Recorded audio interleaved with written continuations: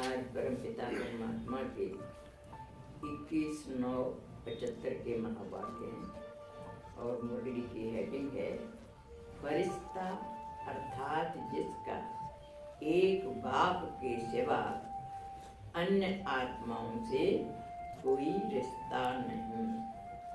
फरिश्ता का मतलब जिसका फर्श से कोई रिश्ता नहीं।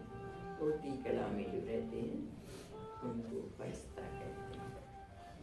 एक के द्वारा सर्व संबंधों के सुख की अनुभूति कराने वाले, मुश्किल को सहज करने वाले, देह रूपी धरनी से सदा न्यारे करण करा बनहार शिव बाबा बोले।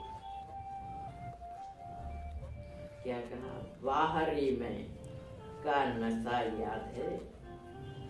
बाहरी में अपने आप को बहुत सौभाग्यशाली समझो, क्योंकि कोटों में कोई और कोई में कोई आत्माएं ज्ञान मार्ग पर चलती, वो भगवान को पहचान पाती। तो मैं कितनी भाग्यशाली आत्मा हूँ जो मेरा सिलेक्शन भगवान ने कर लिया।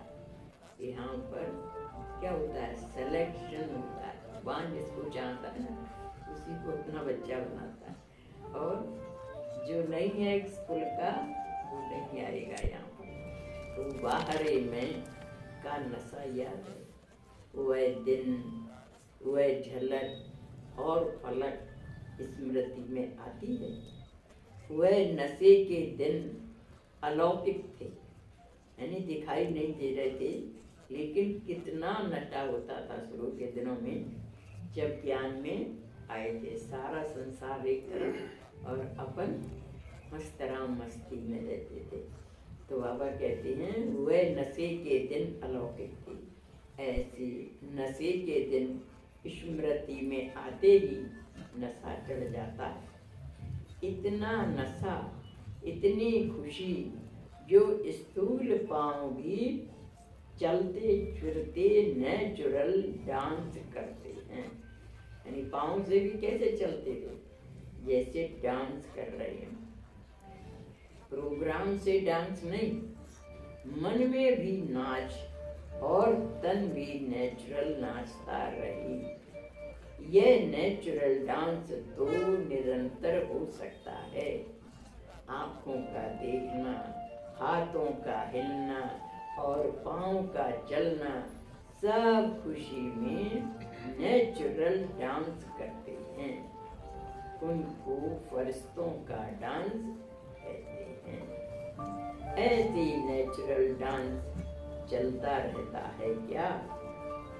हम कह रहे हैं जो शुरू की स्टेज थी इसकी स्मृति दिला रहे हैं बच्चों को। जैसा पहले नशा था, डांसिंग मूड में रहती थी, वैसे ही क्या अभी भी स्थिति है? ऐसे नेचुरल डांस चलता रहता है क्या? जैसे कहते हैं कि फरिश्तों के पांव धरती पर नहीं टिकते, ऐसे फरिश्ते बनने वाली आत्माएं भी इस देह अर्थात धरती, जैसे वह धरती मिट्टी है वैसे यह देह भी मिट्टी है ना। क्या कहते हैं? माटी का पुतला है ये शरीर, तो मिट्टी है ना।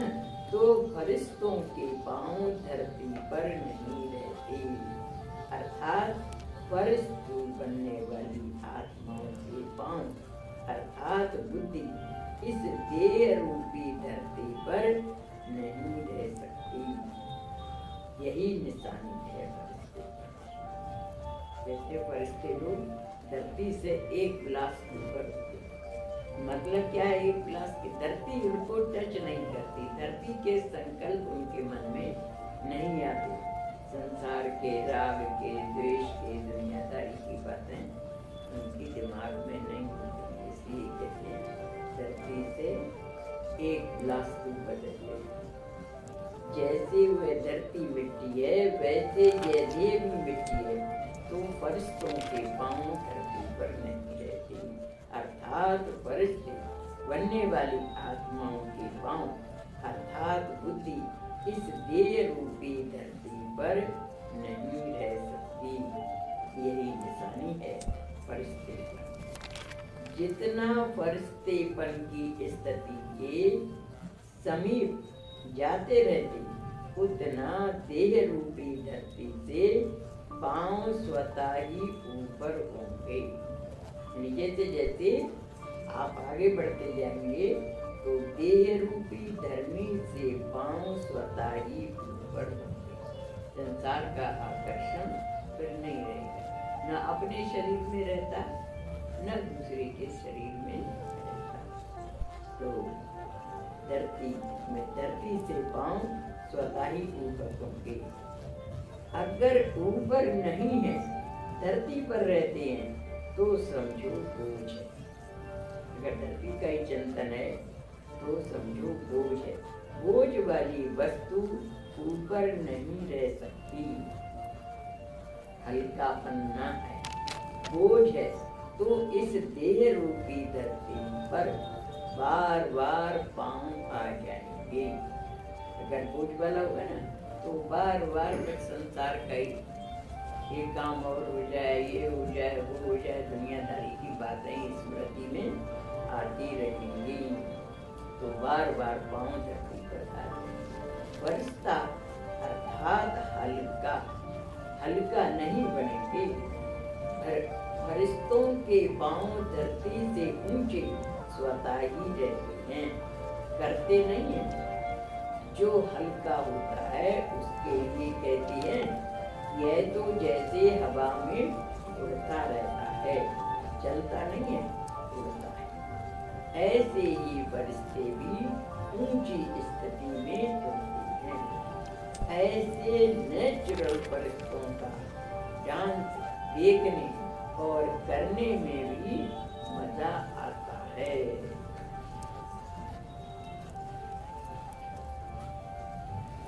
महारथी टीचर्स ये नेचुरल फरिश्तों की डांस करती रहती है ना।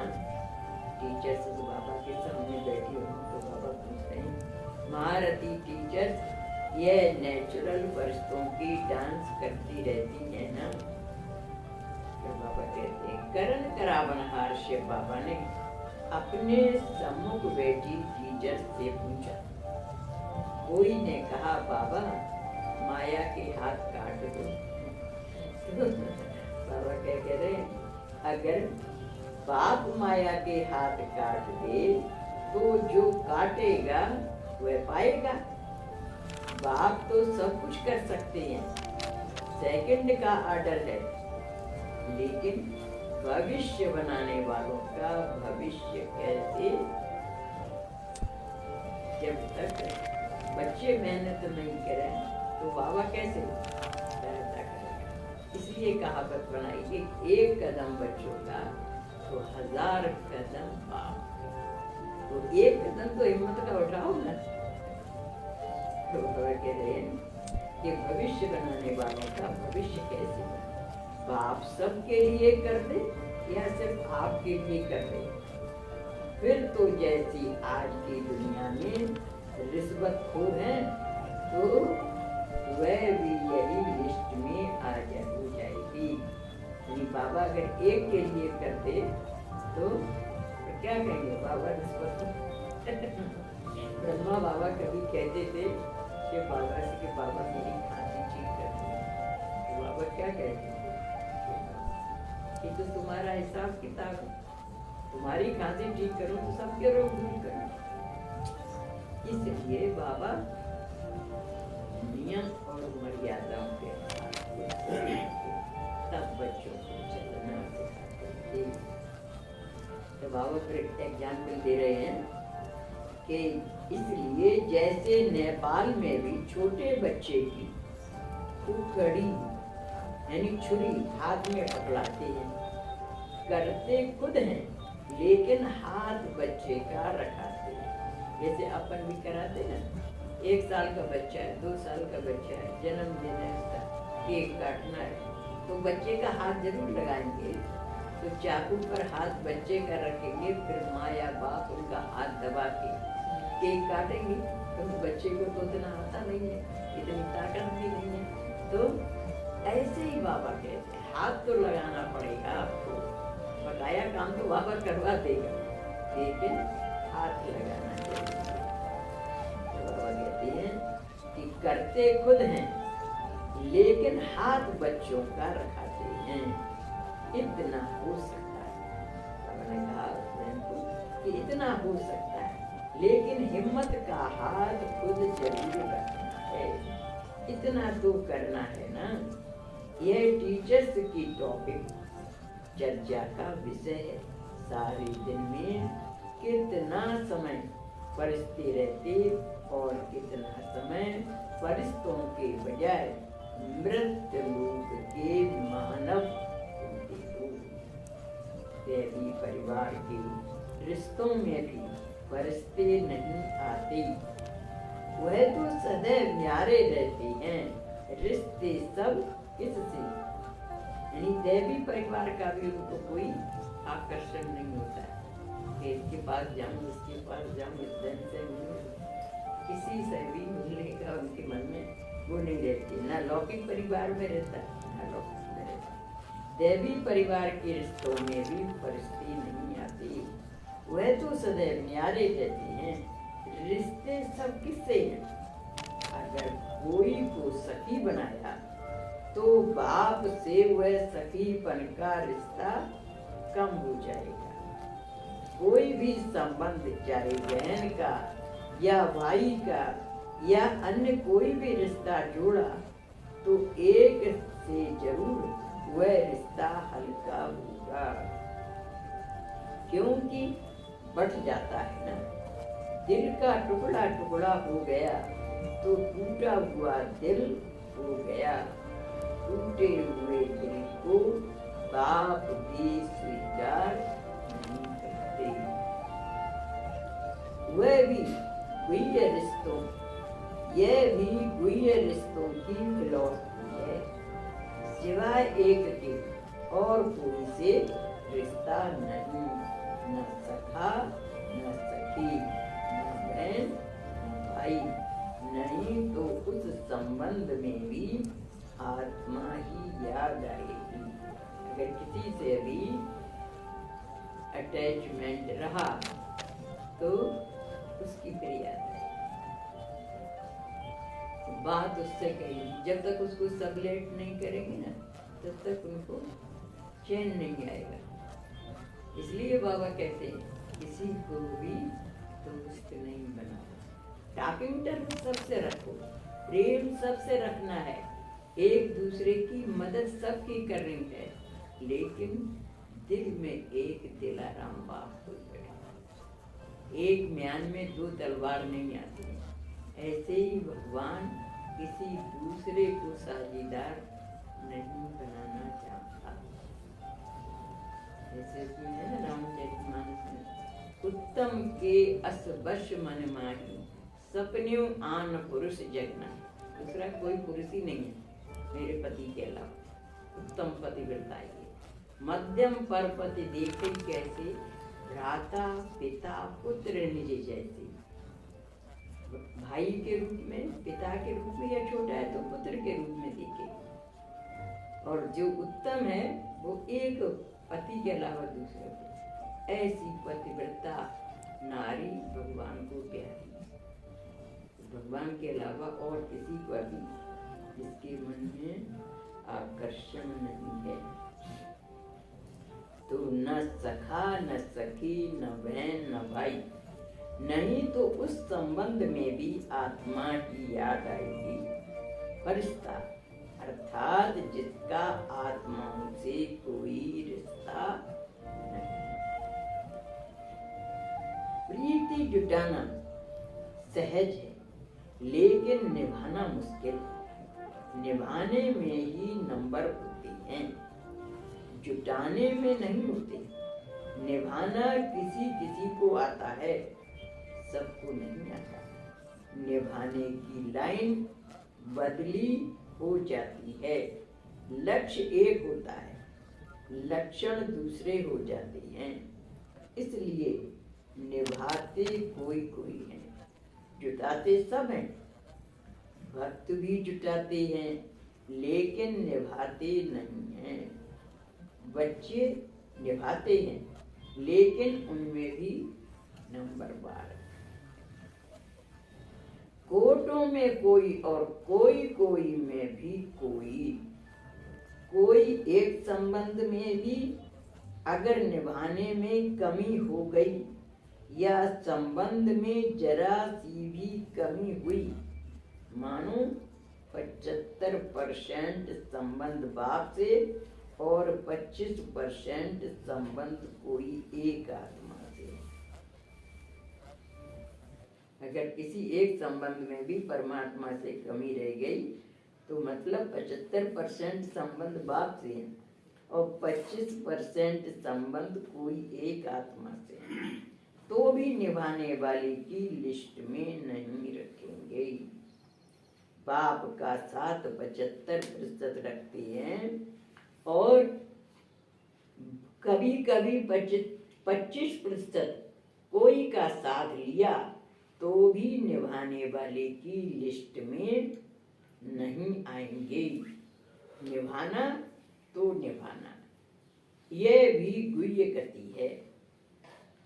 संकल्प में भी कोई आत्मा न आए, इसको कहते हैं संपूर्ण निभाना। कैसी भी परिस्थिति हो, चाहे मन की, तन की या संपर्क की, कोई भी आत्मा संकल्प में न आए। न तन की कोई अगर तन की भी कोई प्रॉब्लम है, धन की भी कोई प्रॉब्लम है, बाबा किसी को भी निमित्त बना के करवा देता है। किसी देहधारी पर विश्वास करके नहीं चलो कि ये मेरा साथी है, ये मेरा सहारा है, नहीं, भगवान सबका सहारा है। तो संपर्क में भी कोई आत्मा संकल्प में ना आई, संकल्प में भी कोई आत्मा की स्मृति आई तो उसी सेकंड का भी हिसाब बनता है। और किसी पर भी डिपेंडेंट हुए तो हिसाब बन जाएगा, हिसाब बनता है। तभी तो 8 पास होते हैं, इसीलिए तो 8 पास होते हैं। पास पे डोनर कितने होते हैं? अष्टरत्न, जो सतयुग में जाकर श्री कृष्ण बनते हैं। सब आत्माएं नहीं बन पाती, तो इसलिए बाबा कहते हैं तभी तो 8 पास होते हैं। विशेष 8 का ही गायन है। जरूर इतनी गुह्य गति होगी। बड़ा कड़ा पेपर है तो फरिश्ता उनको कहा जाता है जिसके संकल्प में भी कोई न रहे। कोई परिस्थिति में, मजबूरी में भी नहीं, सेकंड के लिए संकल्प में भी ना हो, मजबूरी में भी मजबूत रहे, तब है फरिश्ता। ऊंची मंजिल है, लेकिन इसमें कोई नुकसान नहीं है। सहज इसलिए है क्योंकि प्राप्ति पदम गुणा होती है। बाबा कह रहे हैं कि अगर भगवान का ही एक भरोसा है तो इसमें कोई नुकसान नहीं है। सहज इसलिए है क्योंकि प्राप्ति पदम गुणा होती है। जो बाप के रिश्ते से प्राप्ति होती है वह उसी सेकंड में स्मृति में नहीं आती है, भूल जाते हैं। इसलिए कोई का आधार ले लेते हैं। प्राप्ति कोई कम है क्या? मुश्किल से सहज करने वाली बाप का ही गायन है, न कि कोई आत्मा का। यानी परमात्मा के लिए तो कहते ना, मुश्किल को सहज करने वाला, असंभव को संभव करने वाला, न कि किसी आत्मा का। तो मुश्किल के समय बाप का सहारा लेना चाहिए, न कि किसी आत्मा का सहारा लेना चाहिए।